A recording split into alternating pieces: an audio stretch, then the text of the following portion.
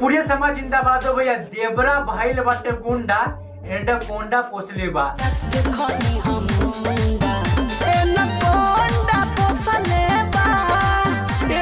जी हाँ भैया, चंदन चंचल का गाना आ गेल बा, जे कि इस बार चंदन चंचल ढोड़ी कच्छा छोड़ के एंडाकोंडा पे आ गेले, जानवर के ऊपर आ गेले भैया। उनकर भाभी कहेले हम जेकरा भी देखनी है एंडाकोंडा से एकदम लड़ते हुए, जेकरा भी डसले बा वो बचल नहीं थे, मर गए बा। और उनकर भाभी यो कहनी कि हम देखनी है देवरा के हल्का सा मुड़िया दिखल बा एंडाकोंडा के, लेकिन बहुत खतरनाक है एंडाकोंडा।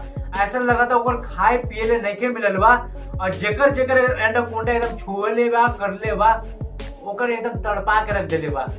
दो अर्थी मीनिंग है भैया। और निखिल निहाल गनवा के लिखले वाले, DRS म्यूजिक से गनवा आए, प्रियांशु सिंह म्यूजिक बनने वाले। इस बार सबसे अलग गाना, कमेंट के जरूर बताइए काला कोंडा गाना कैसा।